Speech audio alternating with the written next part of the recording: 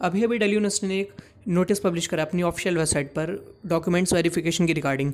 जिन्होंने भी दिल्ली यूनिवर्सिटी में एडमिशन ले रखा है उनके डॉक्यूमेंट्स वेरीफाई होने वाले हैं। अभी तक क्या हुआ था, दिल्ली यूनिवर्सिटी ने पहले क्लॉज में क्या मेंशन करा था कि अभी सिर्फ आपका प्रोविजनल बेसिस पर एडमिशन हो रहा है। जब आपके डॉक्यूमेंट्स की फॉरेंसिक वेरिफिकेशन हो जाएगी उसके बाद ही आपका एडमिशन कन्फर्म होगा। यानी जितना भी ऑनलाइन एडमिशन हुआ था वो सिर्फ प्रोविजनल बेसिस पर था।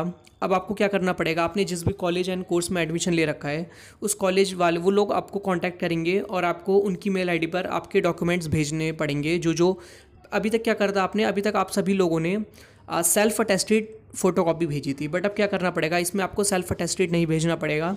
आपको ओरिजिनल अपनी 10th एंड 12th की मार्कशीट भेजनी पड़ेगी या फिर जो भी डॉक्यूमेंट्स है। वो सारी चीज़ें मैं आगे वीडियो में बात करने वाला हूँ। तो दिल्ली यूनिवर्सिटी ने इसमें दो चीज़ें क्लियर कर दी। पहली तो जो हम काफ़ी दिनों से बोल रहे थे कट ऑफ के रिगार्डिंग, कट ऑफ वाला पॉइंट भी क्लियर करा है। और उसके बाद अब दिल्ली यूनिवर्सिटी ने ये भी क्लियर कर दिया है कि आपके डॉक्यूमेंट्स का वेरिफिकेशन होने वाला है। ये हालांकि ये फिजिकल वेरिफिकेशन नहीं है, आपको कॉलेज नहीं जाना है, ये आपको सिर्फ अपने ओरिजिनल डॉक्यूमेंट्स भेजने हैं कॉलेज की वेबसाइट पर। तो अब मैं उस नोटिस की बात कर लेता हूँ जो दिल्ली यूनिवर्सिटी की वेबसाइट पर पब्लिश हुआ है। क्या इसमें लिखा है, इसमें लिखा है it is notified that all applicants must submit their relevant documents of qualifying examination marksheet migration certificate up to 31 January 2021 following which their admission will be cancelled. अगर आपने 31 जनवरी तक अपने डॉक्यूमेंट्स वेरीफाइड नहीं कराए तो आपका एडमिशन भी कैंसिल हो सकता है। इस वजह से आप अपने डॉक्यूमेंट्स जो भी हैं सारे रेडी रखना, ओरिजिनल डॉक्यूमेंट्स रखना, उनकी ओरिजिनल आपके पास फ़ोटो होनी चाहिए, कोई भी डॉक्यूमेंट्स आपके पास कम नहीं होना चाहिए। कम का लाइक 10th एंड 12th की मार्कशीट तो यार कंपलसरी है, वो चीज़ आपके पास होनी चाहिए। अगर आप किसी कैटेगरी से बिलोंग करते हो तो उसका सर्टिफिकेट होना चाहिए। ये चीज़ मैं आगे और वीडियो में क्लियर कर दूंगा। इसमें ये लिखा हुआ है कि अगर आपने 31 जनवरी तक वेरिफिकेशन नहीं कराया तो आपका एडमिशन कैंसिल भी हो सकता है। और इसमें आगे लिखा है it is further notified that all applicants must submit their relevant certificate caste medical category जो भी है आपका as per as the undertaking submitted by them to the college department centre following which their admission will be cancelled. यानी जिन्होंने undertaking दे रखी थी कि मैं 15 दिन बाद अपना डॉक्यूमेंट्स दे दूंगा, जिनके पास एडमिशन लेते समय डॉक्यूमेंट नहीं था, तो आई होप उन लोगों का भी अब डॉक्यूमेंट्स बन चुका हो, जो भी उनके प्रॉब्लम हो वो सारी सॉल्व हो गई हो। तो वो सारे डॉक्यूमेंट्स अपने पास रखना। अगर वो डॉक्यूमेंट्स आपके पास नहीं हुए तब भी आपका एडमिशन कैंसिल हो सकता है।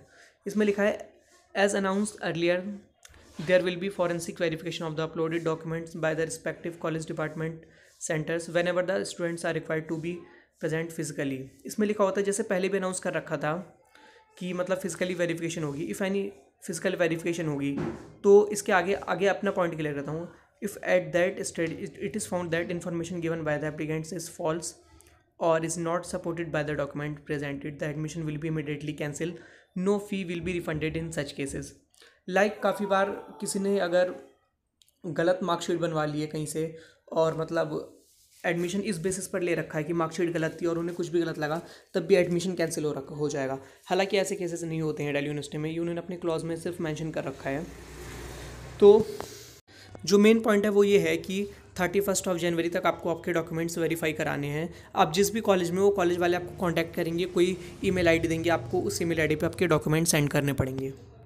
अब डॉक्यूमेंट्स की बात कर लेते हैं, कौन कौन से डॉक्यूमेंट्स आपको चाहिए। इसमें लिखा था applicant shall be required to upload copies of the following certificate. हालांकि list of documents required at the time of registration, यानी जो आपको रजिस्ट्रेशन के टाइम पे जो डॉक्यूमेंट्स आपके लगे थे वही आपके डॉक्यूमेंट्स होने चाहिए। पहला डॉक्यूमेंट्स है क्लास 10th सर्टिफिकेट, मार्कशीट और certificate indicating date of birth and parents names, the name of the applicants claiming reservation under SC ST SC EWS CW KM must match with the names that appear on the corresponding reservation certificates. Similarly, their parents' name must match in both sets of certificates. यानी जो आपका 10th certificate उस पर आपकी date of birth clearly mention होनी चाहिए। जो आपके 10th एंड 12th पे जो आपका नाम है वो सेम मैच होना चाहिए, आपके पेरेंट्स का नाम भी सेम मैच होना चाहिए सर्टिफिकेट पे। और दूसरा डॉक्यूमेंट्स आपको चाहिए क्लास 12th सेट मार्कशीट, यानी क्लास 10th की ओरिजिनल मार्कशीट, क्लास 12th की ओरिजिनल मार्कशीट। थर्ड पॉइंट है SC ST OBC EWS CW KM certificate in the name of the applicant issued by the competent authority. The name of applicant claiming reservation under SC ST OBC EWS CW KM must match with the names that appear on their corresponding school board qualifying certificate. Similarly, their parents' name must match in both sets of certificate. यानी अगर आप किसी reservation category से belong करते हो तो आपका जो सर्टिफिकेट है होना चाहिए उस पर जितनी भी इंफॉर्मेशन लिखी होनी चाहिए वो सारी करेक्ट होनी चाहिए। और अगर जो भी आपका नाम है एंड जो आपके पेरेंट्स का नाम है वो 10th एंड 12th की मार्कशीट से भी मैच करना चाहिए। फोर्थ पॉइंट है, जो ओबीसी का सर्टिफिकेट है वो सेंट्रल से इशू होना चाहिए, स्टेट से इशू नहीं होना चाहिए, और वो नॉन क्रीमी लेयर का होना चाहिए। इस पर लिखा है non creamy layer certificate in the name of the applicant issue by the competent authority and where in the caste is in the OBC central list issued. The name of the applicant claiming reservation under OBC non-creamy layer must match with the applicant's name as it appear on their corresponding school board qualification certificate. Similarly, their parents' name must match in both sets of certificate. और इसी fourth point में एक अगला point है, जो भी आपका income certificate होना चाहिए वो फाइनेंशियल ईयर 1920 के 31 मार्च 2020 के बाद ही इशू होना चाहिए, उससे पहले का इशू नहीं होना चाहिए, रिसेंट होना चाहिए। वैसे तो 6 मंथ की वैलिडिटी होती है इनकम सर्टिफिकेट की, बट वो 31 मार्च 2020 के बाद इशू हुआ होना चाहिए। अगला पॉइंट है EWS certificate. EWS certificate from competent authority certifying that applicant can claim reservation under this category. The name of applicants claiming reservation under this category must match with the name that appear on their corresponding school board qualifying certificates. यानी जो आपका नाम है और जो EWS पे आपका नाम है वो दोनों मैच होने चाहिए, और वो 31 मार्च 2020 के बाद का इशू हुआ होना चाहिए। अगर आप OBC से बिलोंग करते हो तो नॉन क्रीमी लेयर का सेंट्रल सर्टिफिकेट होना चाहिए, 31 मार्च के बाद इशू हुआ होना चाहिए। और अगर आप EWS कैटेगरी से हो वो भी सर्टिफिकेट आपका 31 मार्च 2020 के बाद ही इशू हुआ होना चाहिए। अगला इंपॉर्टेंट पॉइंट मेंशन करा है दिल्ली यूनिवर्सिटी ने एडमिशन से रिगार्डिंग अंडर ग्रेजुएशन के एंड पोस्ट ग्रेजुएशन के। दिल्ली यूनिवर्सिटी ने कहा है कि under graduation and post graduation admission over हो चुके हैं, अब कोई भी कट ऑफ नहीं आने वाली। अभी तक यार हम लोग इस वजह से वेट कर रहे थे कि सीट्स वेकेंट थी और दिल्ली यूनिवर्सिटी ने बट कोई भी क्लैरिफिकेशन नहीं दी थी, कुछ भी क्लियर नहीं करा था कट ऑफ आएगी या नहीं आएगी। बट नोटिस में साफ साफ मेंशन है as per as the press release date 11 December and 31 December 2020 admissions for the session 2021 for all undergraduation and post graduation courses under all the category are now closed.